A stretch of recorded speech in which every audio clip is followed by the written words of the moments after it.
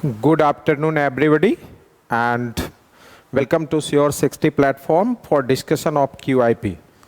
As we know that the discussion of QIP is highly fruitful for all of you, and I mean to say that productive. बच्चों, जैसा आप जानते हैं कि sure 60 platform पे जो ये QIP का डिस्कशन होता है, ये डेली डिस्कशन होता है और डेफिनेटली आप लोग इसका काफ़ी फ़ायदा उठा सकते हैं। और इस डिस्कशन में ये होता है कि जब आपका टेस्ट पेपर हो जाता है उसके बाद आप इसको डिस्कशन में लेते हैं, तो जो चीज़ें आपने मिस्टेक किया है या जो भी आपसे मिस्टेक हुआ है तो वो डाउट्स क्लियर कर दिया जाता है कि आपका बिल्कुल कोई डाउट इसमें ना रहे। तो आज का जो ये डिस्कशन का फर्स्ट क्वेश्चन है कि select the option that expresses the following sentence in passive voice. पहले भी मैं बता चुका हूँ कि एक्टिव पैसिव एक ऐसा टॉपिक है जो हाईली स्कोरिंग टॉपिक है और डेफिनेटली इसमें ऑलमोस्ट जो भी हमारे स्टूडेंट्स हैं उन सब ध्यान से सुने।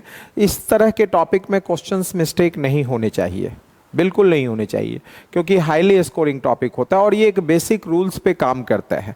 कुछ क्वेश्चंस जो पहले भी मैंने बताया है कि कुछ सर्टेन क्वेश्चंस होते हैं जो एक्सेप्शनल टाइप के क्वेश्चंस होते हैं, तो उसे एक्स्ट्रा पढ़ना पड़ता है। लेकिन जहाँ तक मेन क्वेश्चंस जो अभी तक का ट्रेंड रहा है उस ट्रेंड का ही ये क्वेश्चंस है।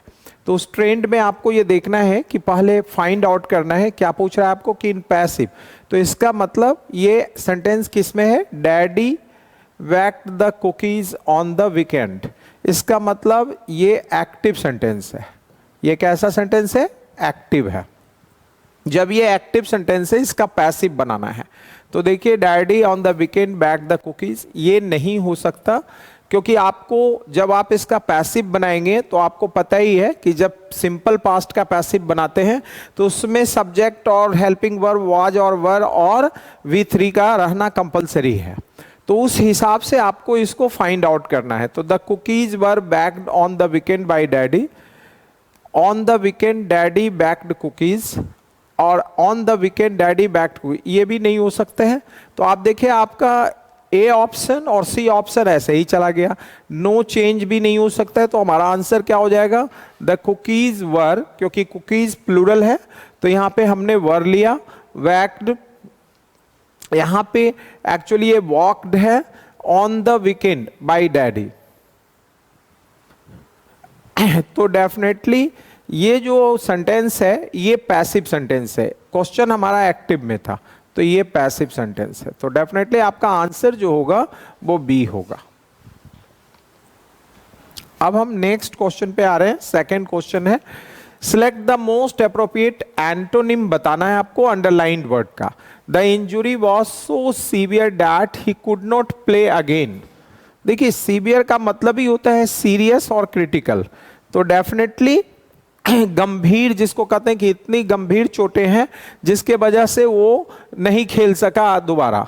तो अब इसका अपोजिट बताना है आपको। तो अपोजिट में इम्प्लैकेबल नहीं होगा, क्योंकि इम्प्लैकेबल का क्या मतलब होता है, हैविंग, इसका मीनिंग होता है हैविंग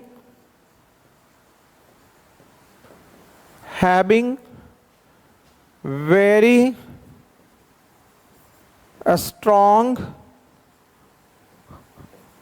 strong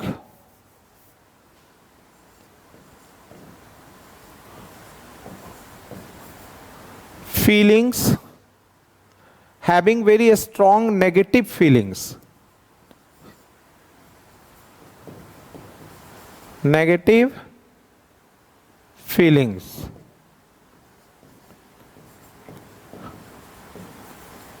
इसका मीनिंग होता है। तो ये एक वर्ड आपने सीखा जिसको चेंज करना बहुत मुश्किल होता है, उसे हम इम्प्लैकेबल कहते हैं। और इसके सिनोनिम में आप लिख सकते हो अनअपीजिंग, मतलब जिसको अपीज नहीं किया जा सकता और वो जल्दी चेंज भी नहीं करता है अपने नकारात्मक फीलिंग्स को। तो ये इसका एक एक्सप्लेनेटरी मीनिंग है इसका, क्योंकि ये एक बहुत ही खूबसूरत शब्द है इसलिए मैंने इसको एक्सप्लेन कर दिया। तो देखिए इसका जो आंसर होगा वो टॉलरेंट होगा। आंसर क्या होगा, टॉलरेंट। फ्यूरियस का मतलब आप सभी जानते हैं, कई बार हमने इसको डिस्कस भी किया है। फ्यूरियस का मतलब होते हैं क्रुद्ध, एंग्री। फ्यूरियस मीन्स एंग्री, जो आक्रोश में है, गुस्से में है।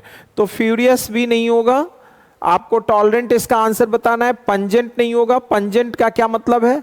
पंजेंट का मतलब होता है bitter. Pungent means bitter, BITTER। अब बिटर और हार्ड भी आप कह सकते हैं, हार्ड, बिटर और हार्ड के सेंस में, लेकिन ये कई सेंस में यूज हो सकता है। ये खान पान में भी यूज हो सकता है, ये कोई कमेंट्स आप ऐसा करते हैं उस सेंस में भी यूज हो सकता है। तो पंजेंट कई अर्थ में, कई सेंस में यूज किया जा सकता है। और जैसे कहते हैं पंजेंट रिमार्क्स है, ये पंजेंट पर्सन है, मतलब कहीं ना कहीं बिटरनेस, जहां जिस सेंस में आपका कोई टिप्पणी है, टीका टिप्पणी आप करते हो जो बहुत बिटरली करते हो, तो डेफिनेटली वो पंजेंट होगा। तो ये हमने आपको एक्सप्लेन कर दिया, लेकिन आंसर इसका क्योंकि अपोजिट बताना है तो टॉलरेंट होगा। अब नेक्स्ट है, the following sentence has been divided into 4, identify that contains a grammatical error. इस सेंटेंस में ये आपसे पूछा जा रहा है कि ये पूरे सेंटेंस को डिवाइडेड किया गया है पार्ट्स वाइज, और इसमें आपको फाइंड आउट करना है ग्रामर को, तो कि क्या मिस्टेक्स है। तो देखिए, he finally recall that, he finally sentence है, he finally recall that the thieves have leaved from the front door. तो ये बहुत क्लियर है। जो फर्स्ट क्लॉज है आपका, ये जो फर्स्ट क्लॉज है वो पास्ट में है, सिंपल पास्ट में। तो आप बाद में ये हैव लिव कहां से आप यूज कर सकते हो? ये यूज ही नहीं कर सकते। तो यहां पे कहीं ना कहीं जो एरर है वो हैव लिव में है। तो आपको यहां पे द थीव्स हैव लिव, मतलब ये आंसर्स हो गया। अब इसको हम कैसे करेक्ट करेंगे? तो ये हैव लिव जो हो जाएगा कि he finally recall that the thieves had left from, had plus live का V3 यूज होगा, हैड प्लस V3। तो डेफिनेटली ये सेंटेंस में हैड लेफ्ट हो जाएगा। क्या हो जाएगा? Had left from the front door. तो डेफिनेटली आपका ये पार्ट में एरर है, हैव लिव में। नेक्स्ट है, select the most appropriate antonym बताना है आपको कि science has been trying innumerable methods to prove the existence of the universe, but the biggest pleasure of science is its inability to produce a single theory that explains the whole universe। तो अब pleasure के according, pleasure क्या है? जिससे आपको आनंद आता हो, जिस चीज से आपको खुशी मिलती हो, वो प्लेजर है। That gives you happiness, that gives you pleasure, that is pleasure.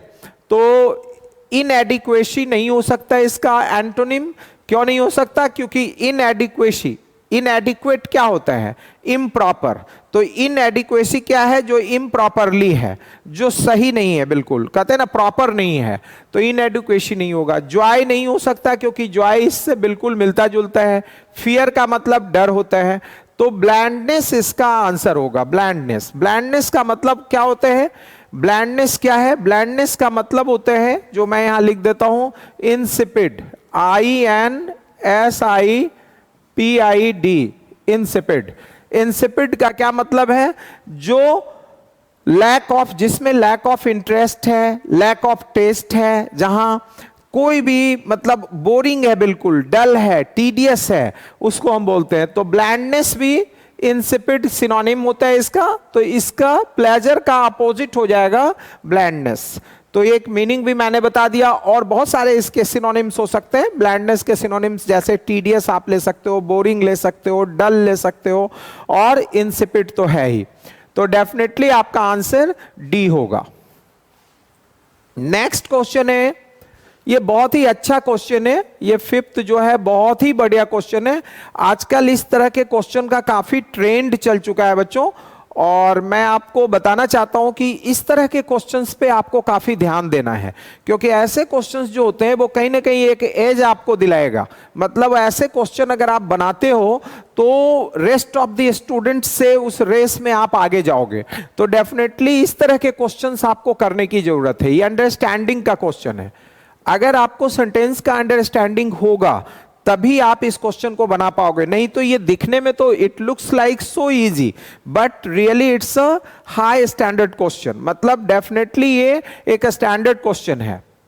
Due to the official visit to a company Rajiv has a mental और emotional strain caused by demanding circumstances. देखिए यहां पे ये जो चीज यूज है डिमांडिंग सर्कमस्टांसेस, यही आपको आंसर दिलाएगा। जब आपका परिस्थिति जो है आपके अनुकूल नहीं रह पाता है, परिस्थिति कुछ और मांग रहा है, और तब आप क्या हो जाते हैं, बहुत तनाव में आ जाते हैं। तो कहता है कि इसमें कौन सा, और इसमें एक वर्ड जो है बहुत ही मिलता जुलता आपको मिलेगा, ये स्ट्रेन। स्ट्रेन और स्ट्रेस बहुत ही मिलता जुलता वर्ड है।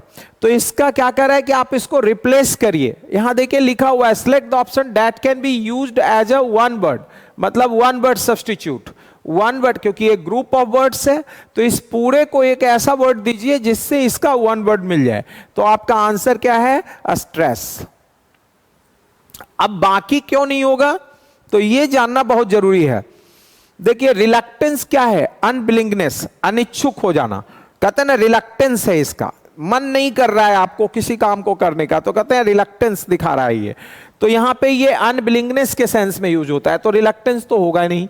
पेनाल्टी क्या है कि जैसे मान लो कोई भी चीज, जैसे यहां गुरुकुल में अगर आपने मोबाइल चलाते हुए पकड़ा गए तो आपको पेनाल्टी देना पड़ता है, तो वो जुर्माना, दंड, कुछ भी आप कहें, तो ये पेनाल्टी है। और डिप्रेशन क्या है कि एक प्रोलॉन्ग पीरियड ऑफ टाइम से जो डिजेक्शन आपका है, डिसअपॉइंटमेंट है, निराशा है, हताशा है, उसके वजह से जो आप मेंटली बिल्कुल अनफिट हो चुके हैं और कहीं ना कहीं आप सॉरो में डूब चुके हैं, plunged into sorrow, plunged into sadness, that is called depression. तो आप ये देख सकते हो कि सबको मैंने एक्सप्लेन कर दिया है कि क्या है सबका अर्थ। तो आपको आंसर भी बताया और एक्सप्लेन भी किया है मैंने। अब नेक्स्ट है sentences of a paragraph are given below in jumbled order. कहता है जंबल्ड ऑर्डर में सेंटेंसेज दिया हुआ है, इसको आपको एक प्रॉपर ऑर्डर में करना है। तो डेफिनेटली हमने पहले भी कहा है कि जब तक आप इंट्रोडक्टरी पार्ट नहीं ढूंढोगे ये बिल्कुल टफ हो जाता है, चैलेंजिंग हो जाता है इसको करना। तो सबसे पहले हम इंट्रोडक्टरी पार्ट ढूंढने की कोशिश करेंगे कि हमारा इंट्रोडक्टरी पार्ट्स क्या होगा। तो सबसे पहले जो होगा हमारा क्या होगा, तो देखिए यहां पे by virtue, it brings, once, ये सबसे सेंटेंस शुरू नहीं हो सकता है।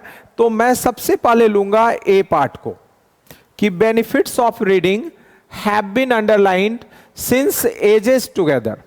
कहता है जो पढ़ने का फायदा है वो हैव बीन अंडरलाइंड, वो बहुत ही पहले से, मतलब एक साथ, मतलब सिंस टुगेदर, एजेस, एजेस का मतलब होता है सालों से चल रहा है। तो अब इसका हम फर्स्ट पार्ट यहां से शुरू करते हैं। उसके बाद ये रीडिंग हमें क्या देता है, तो it brings knowledge and wisdom both to the readers. यहां कह रहा है कि भाई ये रीडिंग का बेनिफिट्स क्या है, तो ये नॉलेज देता है, एक तो नॉलेज हमें ज्ञान देता है, दूसरा हमें विजडम देता है टू द रीडर्स। किसको देता है, रीडर्स को देता है। तो ये कहीं ना कहीं ये पार्ट, ए पार्ट और सी पार्ट का आपस में तालमेल, एक ट्यूनिंग बन रहा है। तो डेफिनेटली हम ए और सी को हम सेकंड रख लेंगे। अब देखना है इसके वजह से क्या होता है, नॉलेज और विजडम के वजह से। तो by virtue of a practice at home, कहता है बाय वर्च्यू ऑफ का मतलब होता है बाय मीन्स ऑफ, के द्वारा। By virtue of practice at home मतलब जो आप व्यवहारिक रूप से घर पे प्रैक्टिस करते हैं। This can be suggested to the young ones, जो सजेस्ट किया जा सकता है यंग वंस को। तो हमारा थर्ड जो है डी हो जाएगा और फोर्थ जो है वो बी हो जाएगा। Once they understand the sensibleness behind reading they would pass it on to the others as well. तो हमारा आंसर कहीं ना कहीं डी बन रहा है, A C D B, A C D B, ये आंसर्स बन रहा है हमारा। That's a way how to arrange the jumble sentences. Now next question, select the most appropriate option that can substitute the underlined segment in the given sentence। कहता है the flames caught so quick that I had no time to think। देखिए quick word जो है यहां पे आपको देखना है, सबसे पहले जो एक इंपॉर्टेंट चीज बता रहा है, यहां लिखा हुआ है सो और प्लस क्या लिखा हुआ है, QUICK, क्विक। तो सो क्विक लिखा हुआ है और सेंटेंस क्या है, यहां क्या है, कॉट है, CAUGST, और कॉट क्या है, वर्ब है। कॉट क्या है, वर्ब है। और ये क्विक क्या है, ये क्विक क्या है, एडजेक्टिव है। तो आप देख सकते हैं वर्ब को क्वालिफाई करने के लिए हम क्विक नहीं लगा सकते हैं, कहीं ना कहीं ये जो क्विक है वो मिस्टेक है। तो डेफिनेटली हमें क्या चाहिए, एडवर्ब चाहिए। हमें क्या चाहिए, एडवर्ब। तो कॉट, क्योंकि कॉट क्या है, वर्ब है, तो डेफिनेटली हमें यहां क्या चाहिए, QUICKLY,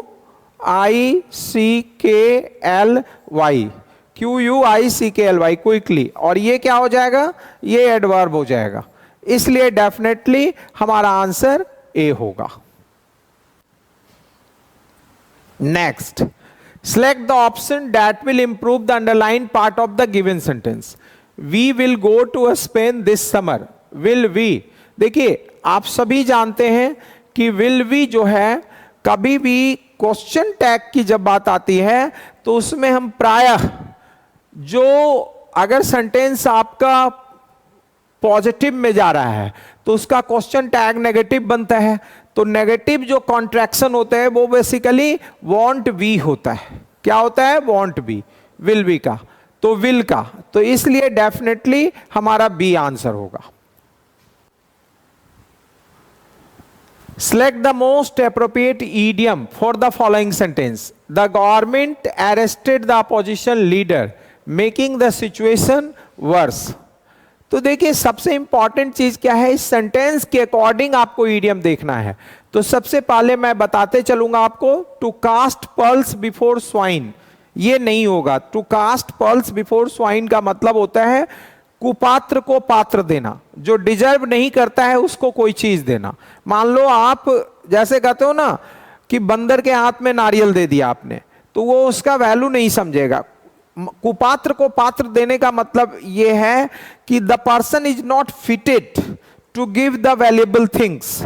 तो यहां पे अगर मान लो मैंने किसी को अंग्रेजी पढ़ाने की कोशिश कर रहा हूं, वो पढ़ना ही नहीं चाहता है, तो डेफिनेटली उसको हमें नहीं पढ़ाना चाहिए। तो यहां पे जो फैक्ट ये कहा जा रहा है कि जब भी आप to cast pearls before swine, तो देखिए स्वाइन का मतलब आप सभी जानते हैं, उसके सामने मोती रख देंगे तो वो क्या करेगा, खा जाएगा उसको। तो डेफिनेटली यहां पे कास्ट पर्ल्स बिफोर स्वाइन नहीं होगा, क्योंकि सेंटेंस में इसका कोई जरूरत नहीं। तो मैंने इसका मीनिंग आपको बता दिया। To be on the last leg, ये भी नहीं होगा। To be on it last leg का मतलब होता है on the point of death और decline. On the point of death और डिक्लाइन कहते हैं ना, ये अपनी लास्ट लेग्स पे है, मतलब या तो मरणासन पे या तो डिक्लाइन पे। डिक्लाइन का मतलब आप सभी जानते हैं। To add fuel to the fire, ये आपका आंसर होगा सी।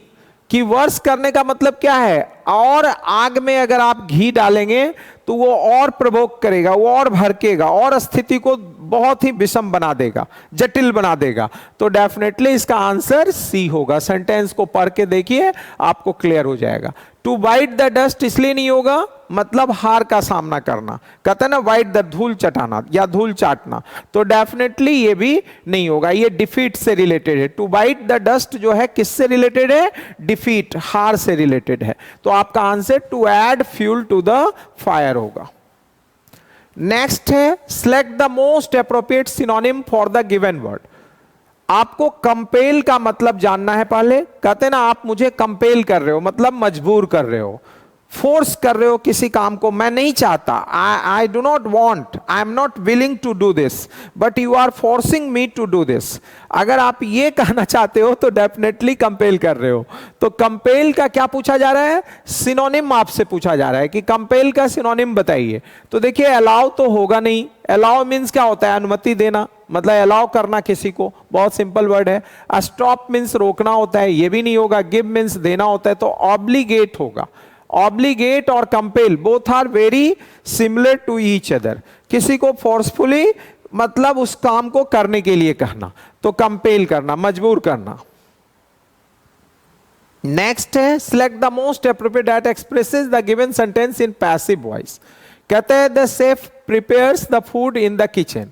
भाई शेफ का काम ही है, जो कुक होता है उसका क्या काम है, प्रिपेयर्स करता है वो फूड किचन में। तो ये कैसा सेंटेंस है, ये जो है सेंटेंस आपका एक्टिव है, और एक्टिव में भी कौन सा टेंस से बिलोंग कर रहा है, सिंपल प्रेजेंट से।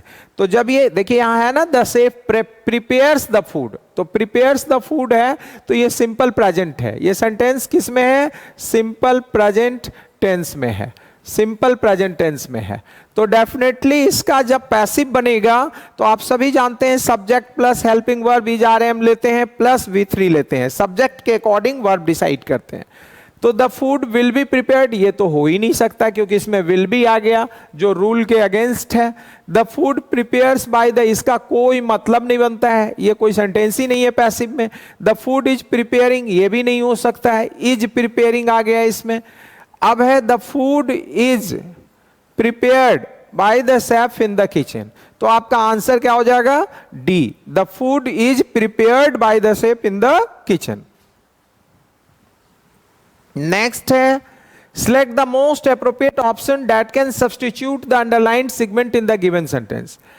Bharat is a skillful achiever so he hits the nail on the leg.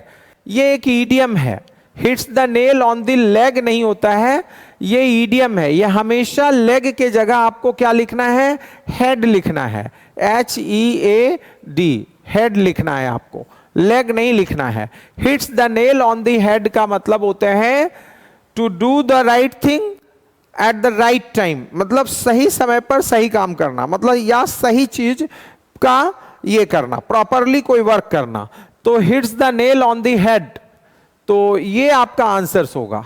Hits the nail on the shoulder, ये भी नहीं हो सकता है, hits the nail in the hole नहीं, hits the screw on the top नहीं। इसका जो प्रॉपर इडियम है वो ये है, hits the nail on the head. अब नेक्स्ट क्वेश्चन है select the most appropriate synonym बताना है अंडरलाइंड वर्ड का। ये जो डिराइड है, DERIDE,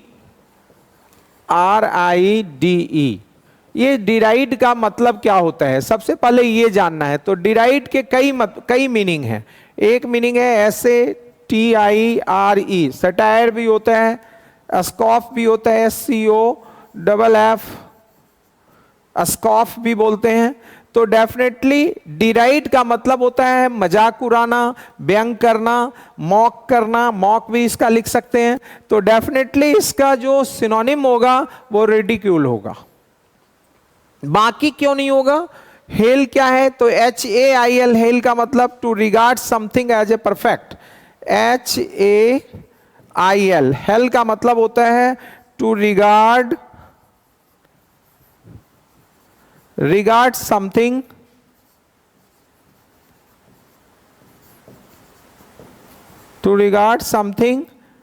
as a perfect, perfect और special, to regard something as a perfect और स्पेशल। तो ये भी नहीं होगा। डिटेस्ट मीन्स क्या होता है, डिटेस्ट का मतलब होता है dislike,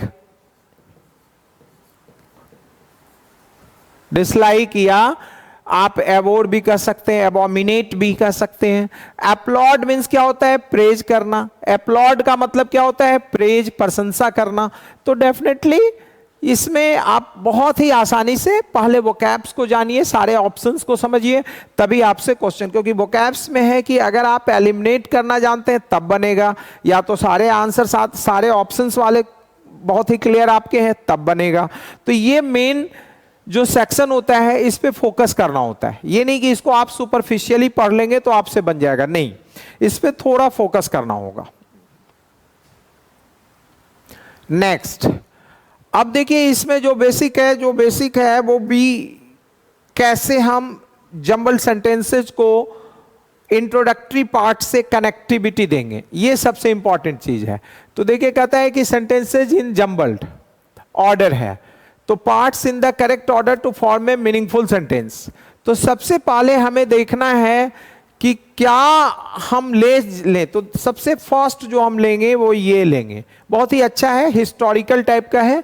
the name Madurai evokes, जो मदुरै नाम है ये इवोक्स करता है, मतलब कहीं ना कहीं हमें वो याद को ताजा कर देता है, जगा देता है, हमारे अंदर वो इमोशंस भर देता है। क्या, कहां भर देता है, ये जानना बड़ी रहे। In the minds of the Tamils, the name Madurai evokes in the minds of the Tamils. Tamils लोगों के दिमागों में एक तरह से ये नाम जो है कहीं ना कहीं उसको भावुक बना देता है, कहीं ना कहीं उसको इमोशनली जगा देता है। इवोक का मतलब यही होता है। अब है कि अगर हमने लिया, सबसे पहले क्या लिया, एस, फिर क्या लिया, क्यू, अब क्या जगा देता है, तो थर्ड में हम ले लेंगे P. The golden era when their language culture and arts flourished. भाई क्या जगाता है, द गोल्डन एरा, जो जिस समय इस एरा में लैंग्वेज, भाषा, कल्चर, संस्कृति, आर्ट्स, कला, ये सब फल फूल रहे थे। और किसके शासन में फल फूल रहे थे, तो under the patronage of successive Pandyan kings. तो हमारा फोर्थ क्या हो जाएगा, आर। तो देखिए इसका आंसर क्या हो गया, बी। अब नेक्स्ट है, select the option that can be used as a one word substitute. कहता है a book where names and addresses of people living in an area is kept. भाई आप कोई खाखा किसी का लेखा जोखा नाम और एड्रेस और उसमें फोन नंबर भी रखते हैं, तो डायरी तो होगा नहीं, क्योंकि ये ऑफिशियल भी हो सकता है, डायरी तो पर्सनल भी हो सकता है। तो यहाँ पे हमारा बहुत ही आसान आंसर है, डायरेक्टरी होता है। पहले देखते थे, पहले जमाने में, अब तो भाई ई बुक आ गया, अब इलेक्ट्रॉन मोबाइल में ही लोग रखते हैं, क्यों रखेंगे, तो पहले डायरेक्टरी आता था। तो डायरेक्टरी में वो सारे नंबर्स और एड्रेस होते थे, और खास करके ऑफिस में ऑफिशियली इसका प्रयोग ज़्यादा होता था, और कुछ लोग शौकिया भी इसे रखते थे। लाइब्रेरी हो नहीं सकता, क्योंकि लाइब्रेरी पुस्तकालय होता है। इंसाइक्लोपीडिया नहीं हो सकता, क्योंकि इसका मतलब होता है विश्व ज्ञान कोश, जो किसी भी चीज पर आपको इंफॉर्मेशन देता हो, बहुत ही अल्फाबेटिकल ऑर्डर में, सिस्टमैटिक वे में, जो इसीलिए कहते हैं कि ये, कभी कभी किसी दोस्त को भी आप कह देते हैं इंसाइक्लोपीडिया हो क्या, ज्ञान का कोश, ज्ञान का भंडार है, जहां से इंफॉर्मेशन आपको बहुत मिलती है। तो ये डायरेक्टरी इसका आंसर होगा। नेक्स्ट है, Jasmita is one of the most persons I have ever met as she has। कहता है select the correct spelling, आपको select करना है from the given option से। तो देखिए versatile का spelling ये नहीं है, ये भी नहीं है, ये भी नहीं है, versatile का spelling ये करेक्ट है। तो हमारा आंसर डी हो जाए। नेक्स्ट है, I have been in Chennai since a week but I am planning to return now। देखिए ये बहुत ही आसान क्वेश्चन है, अ वीक है, तो अ वीक क्या दे रहा है हमें, अ पीरियड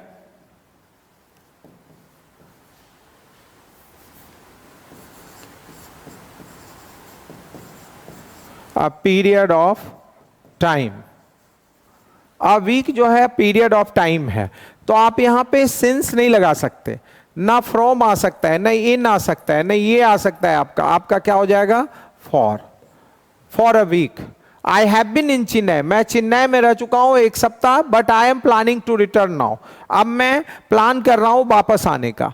तो यहां पे सिंस का प्रयोग रॉन्ग है, सिंस के जगह पे क्या आ जाएगा, क्योंकि अब पीरियड ऑफ टाइम के लिए क्या यूज करते हैं हम, फॉर यूज करते हैं, अब पीरियड ऑफ टाइम के लिए। और अ पॉइंट ऑफ टाइम के लिए, अ पॉइंट ऑफ टाइम के लिए हम क्या यूज करते हैं, सिंस।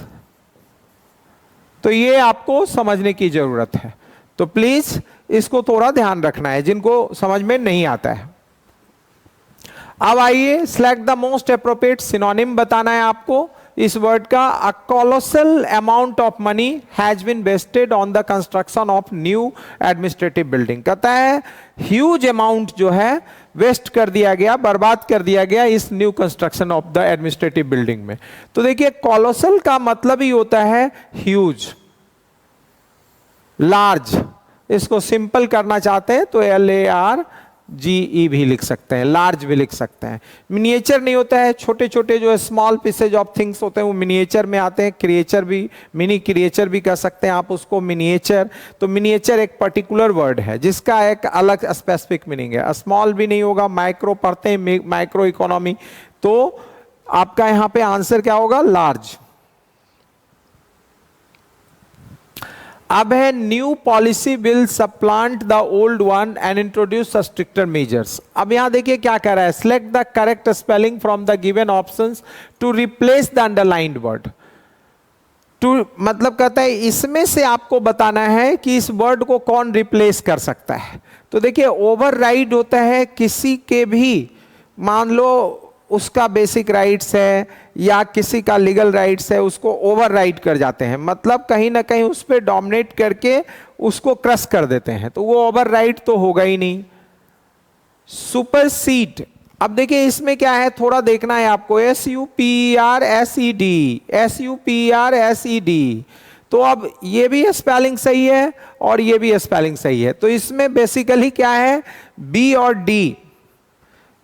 और डी ये दोनों जो है आपके, ये करेक्ट स्पेलिंग है। ये प्रिंटिंग एरर हो गया है, लेकिन इसका आंसर्स बी भी सही है और डी भी सही है। तो बेसिकली इस क्वेश्चन को आप ये कह सकते हैं कि अगर जब आप बनाएंगे तो डेफिनेटली ओवरराइड नहीं होगा, सक्सीड नहीं होगा। इसमें सुपरसीड जिसने भी लगाएगा उसका आंसर सही हो जाएगा। तो इसमें क्योंकि दोनों सही है तो इसलिए, और सुपरसीड का मतलब होता है टू टेक प्लेस, सप्लांट का भी मतलब होता है टू टेक प्लेस, कोई पुरानी चीज है उसके जगह पे नई चीज का आना। तो डेफिनेटली यहाँ पे ये दोनों, क्योंकि इसके प्रिंटिंग एरर हो गया है, टाइपिंग में मिस्टेक होने की वजह से दोनों के स्पेलिंग सही कर दिए हैं। देखिए यहाँ दोनों अगर देखा जाए तो SUPER इसमें भी है, SUPER इसमें भी है, SEDE इसमें भी है। तो ये दोनों सेम हो गए हैं। तो प्लीज इसका दोनों आंसर हो सकते हैं। Next, penury. सबसे पहले यहां देखिए एंटोनिम है, पहले मैं इसका मीनिंग बताता हूं। पेन्यूरी का मतलब होता है दरिद्रता या गरीबी, अत्यंत गरीबी, मतलब एक्सट्रीम पॉवर्टी या डेस्टिट्यूशन। डेस्टिट्यूशन के लिए भी ये यूज होता है। तो आप देख सकते हैं इसका अपोजिट बताना है, तो इमरजेंसी तो होगा नहीं, आपातकालीन होता है। रिग्रेशन भी नहीं होगा, क्योंकि जब आप बहुत ही लोअर और बहुत ही बैक पोजीशन में चले जाते हैं, मतलब फिर वहीं पहुंच जाते हैं, कहते हैं रिग्रेशन में मैं चला गया। जैसे पास्ट रिग्रेशन, आजकल एक पास्ट रिग्रेशन थेरेपी होता है जो आपको पास्ट में पीछे ले जाता है। तो डेफिनेटली रिग्रेशन नहीं होगा। यूफेमिज्म भी नहीं होगा, क्योंकि यूफेमिज्म क्या है, भाषा का आडंबर। जब लैंग्वेज को आप बहुत ही आर्टिस्टिक कर देते हैं, ऑर्नामेंटल कर देते हैं, बहुत ही आडंबर करते हैं लैंग्वेज में, भाषा में, तो उसे हम यूफेमिज्म कहते हैं। तो इसका आंसर क्या होगा, ऑप्यूलेंस। ऑप्यूलेंस का मतलब होता है मतलब वेल्थ, रिचनेस। तो यहां पे गरीबी का अपोजिट क्या हो जाएगा, ऑप्यूलेंस हो जाएगा। अब देखिए ये क्लोज टेस्ट आपका है। पहले इस क्लोज टेस्ट को हम लोग समझेंगे कि ये किस चीज पर आधारित है। तो देखिए यहां क्या लिखा हुआ है, friendship is one of the most significant aspects. दोस्ती जो है बहुत ही महत्वपूर्ण एस्पेक्ट्स है, किस चीज का, तो देखिए लिखा हुआ है ह्यूमन लाइफ का, मानव जीवन का। मतलब फ्रेंडशिप हमारा मेन पार्ट चल रहा है।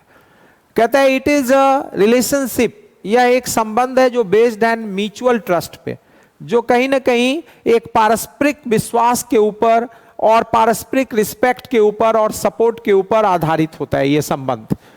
ट्रू फ्रेंडशिप, जो वास्तविक दोस्ती होती है, is not just about spending time. कहता है जो वास्तविक दोस्ती है वो सिर्फ समय बिताना नहीं है भाई, क्योंकि पहले ही कह चुका है कि अगर सही मायने में दोस्ती है तो वो म्यूचुअल ट्रस्ट होना चाहिए, पारस्परिक। अगर मेरा आप पर विश्वास है तो आपको भी मेरे ऊपर विश्वास होना चाहिए। अगर मैं आपका रिस्पेक्ट करता हूं तो आप भी, मतलब रेसिप्रोकल सेंस होना चाहिए।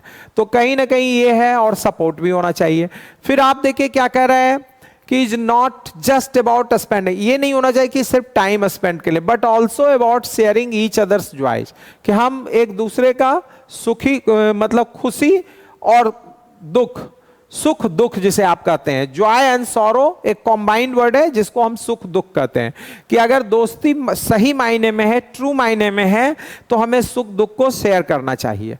तो डेफिनेटली, एंड ड्रीम्स को भी, अपने सपने को भी, कि आप क्या बनना चाहते हैं, आगे आप क्या करना चाहते हैं, आपका क्या सपना है, और मैं भी बता रहा हूं और आप भी बताएं, तभी तो ट्रू फ्रेंडशिप होगा और संबंध हमारे गहराएंगे।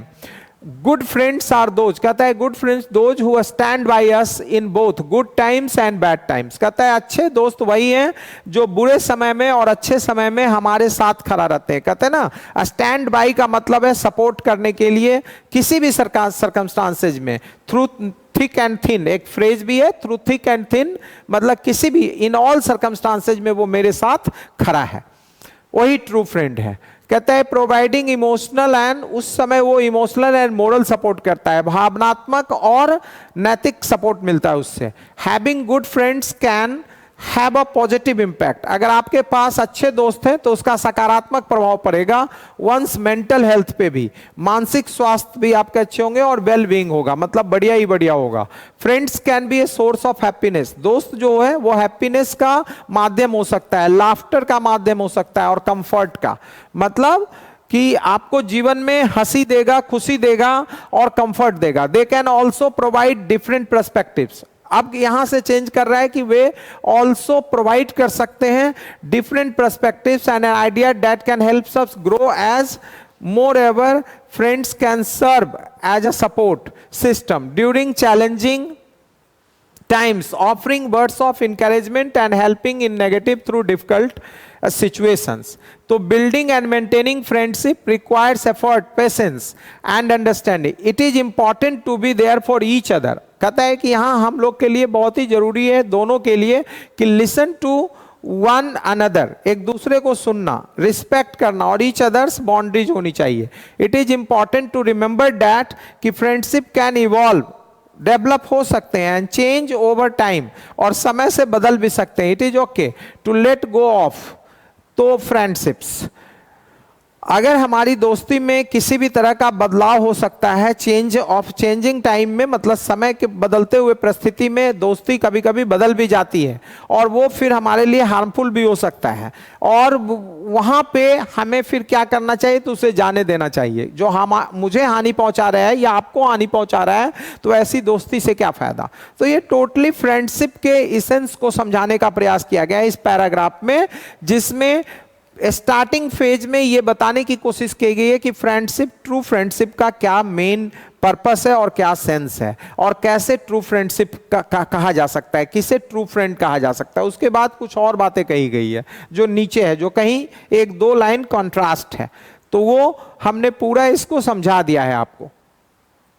अब मैं इसके ऑप्शंस में जाऊंगा कि ऑप्शंस इसका क्या है। तो देखिए, select the approach to fill the blank, तो सबसे फर्स्ट में ऑफ इसलिए आएगा कि मैं आपको बताते जा रहा हूं कि क्यों ऑफ आएगा, कि देखिए यहां पे लिखा क्या है, यहां ऑफ इसलिए लगाएंगे कि एस्पेक्ट्स ऑफ ह्यूमन लाइफ, ये जो एस्पेक्ट्स है वो जनरली ऑफ से रिलेटेड होता है, तो यहां पे इसके साथ प्रेपोजिशन ऑफ ही आएगा।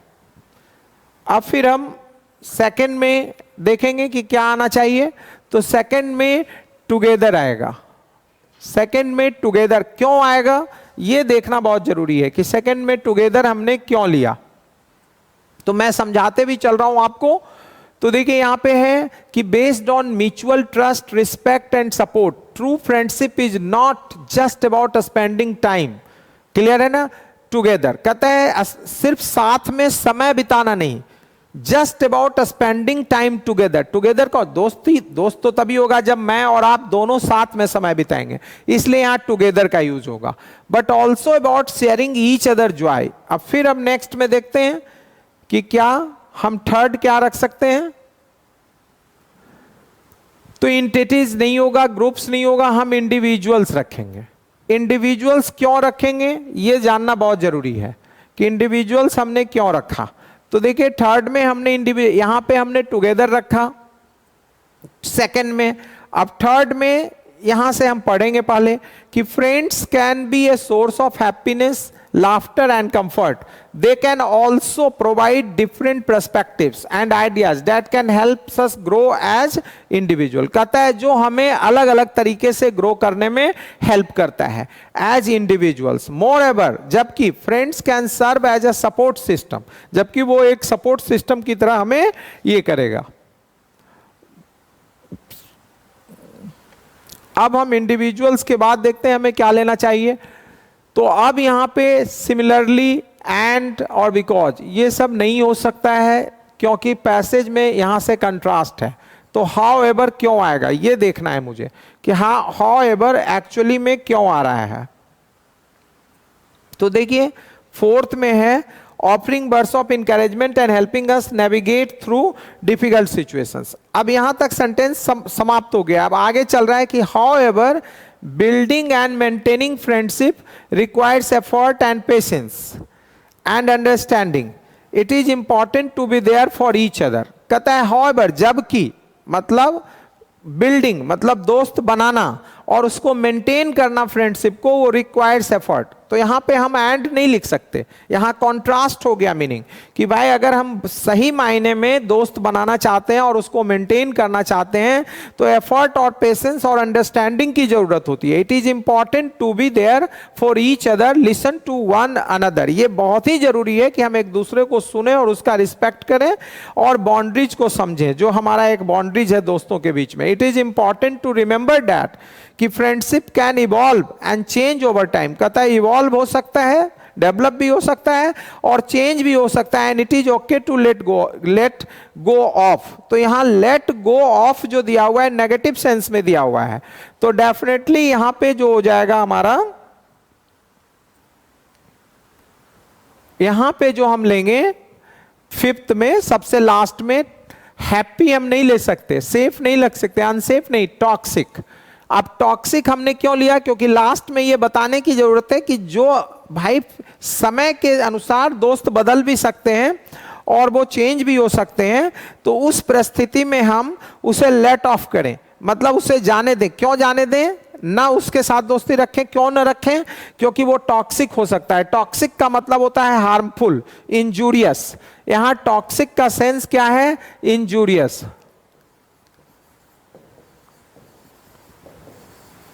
इंजूरियस हो सकता है, डेट्रीमेंटल हो सकता है.